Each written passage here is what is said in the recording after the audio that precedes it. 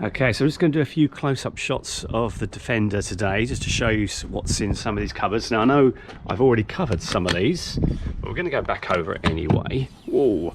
So first off, we've got, it's a bit sunny out there, yeah, 2 plug sockets. One's for the hookup, one's for the inverter.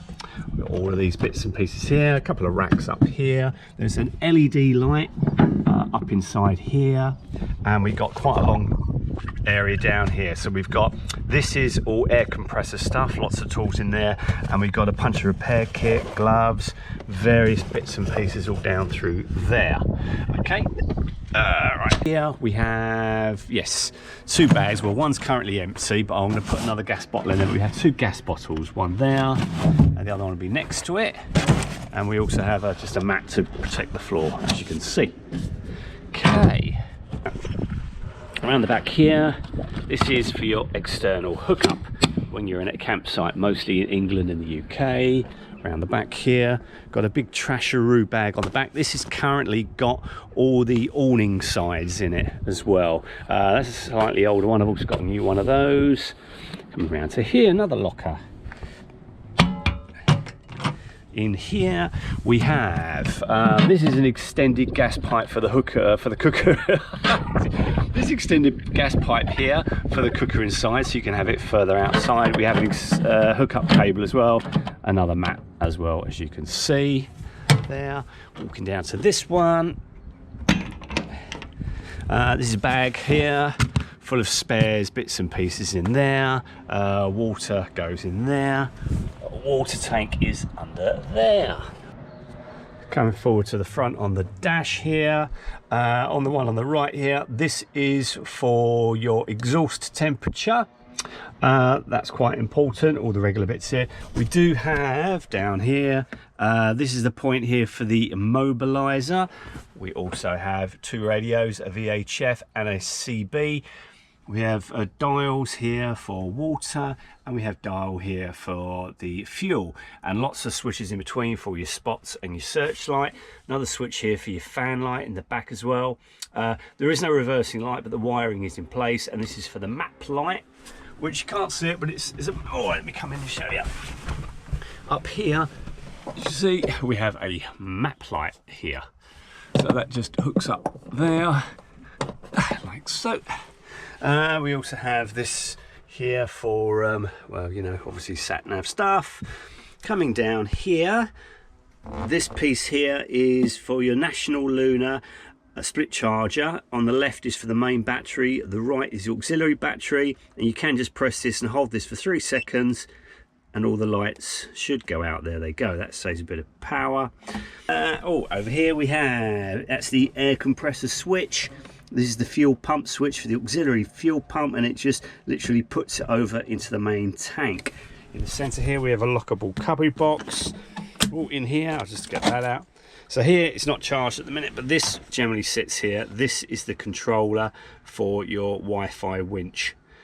Superb, I'll leave that there for a minute. And in here we have lots of little containers with keys and so forth, and bits and pieces. Very, very nice indeed. Up top here we have a shelf, which is quite handy. LED lights as well. Okay,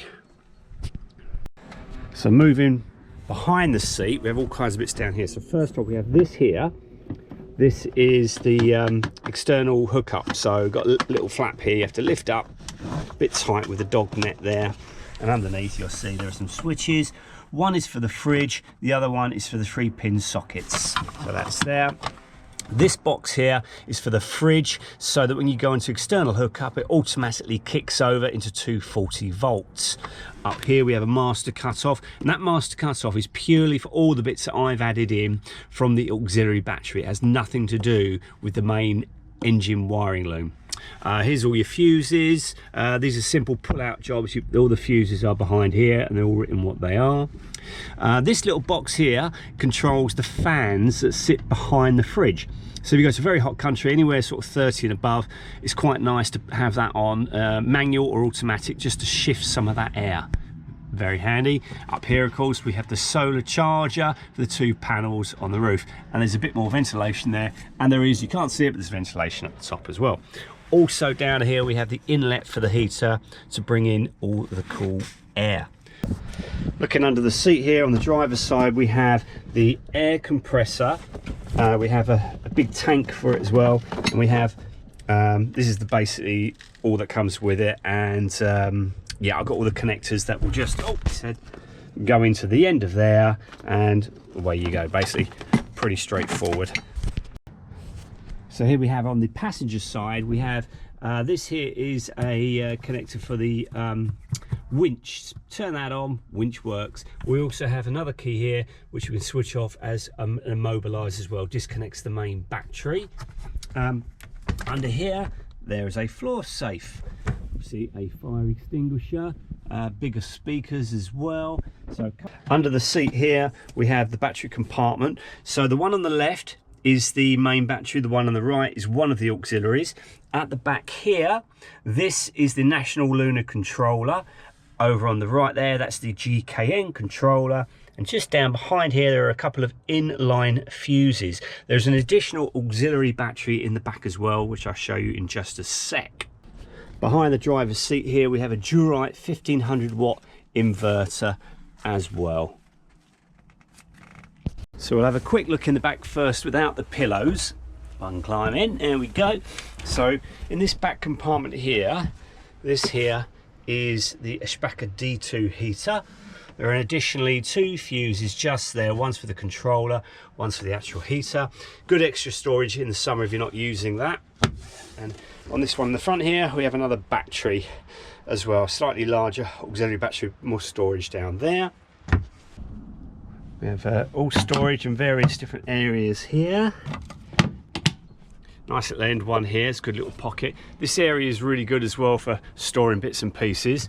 Here we have water, here we have the gas. Now down here, this is the water pipe which connects into there. Okay, more cupboards. So in these cupboards, I really like using these really useful boxes as well. And there's also, just down the back here, there's a switch off point for the gas tap as well for safety.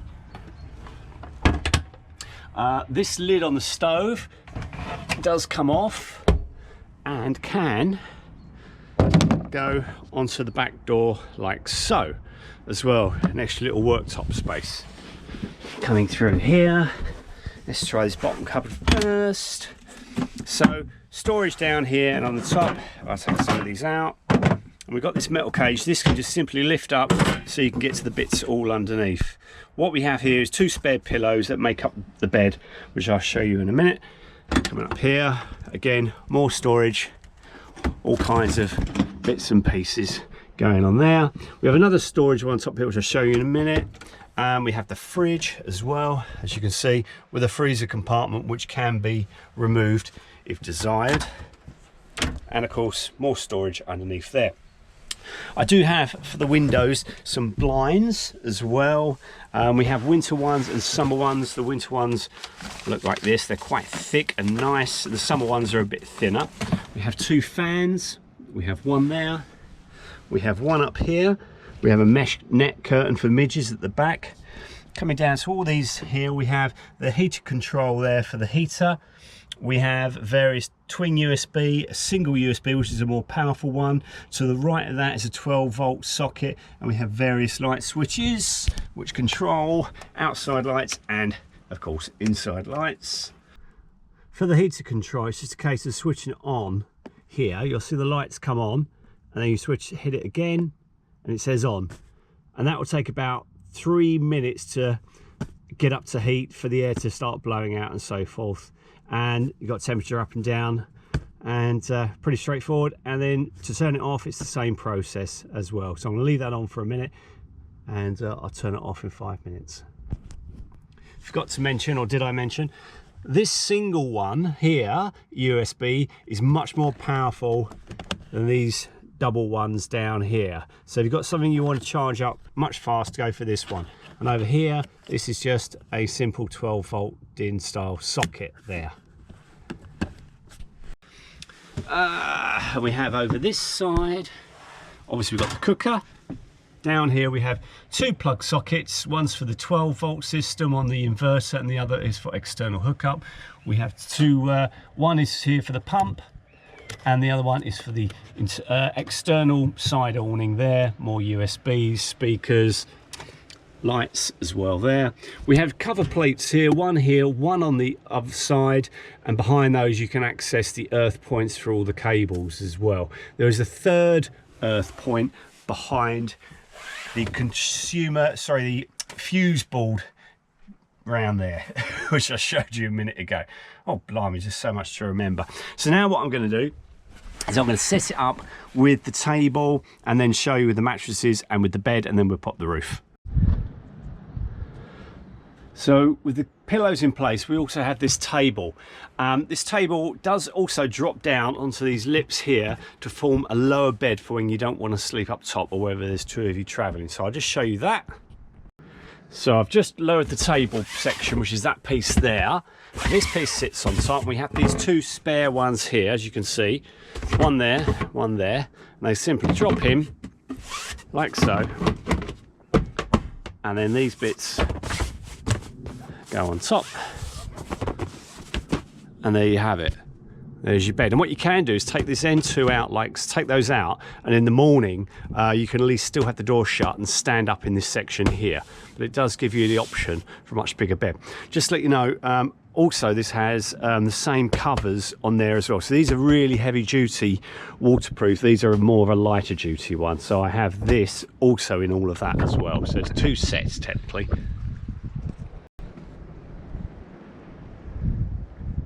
So I've just popped the roof, and all we've got to do here, oh I forgot to mention, we also have more LEDs here and in the middle and down the front as well, and a big net here as well, big cargo net, which is handy. So we just push this up, and also we have on the edge here, you'll see two reading lamps, but they've got the red filters on, so I tend to have those on when we've got a lot of midges about, which really helps.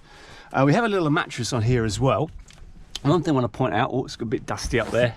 One thing I want to point out here on the back section here, where there is another mattress, this is a great place here to put the table as well. The lightweight table can store there, which is fantastic. So let's get him up out of the way.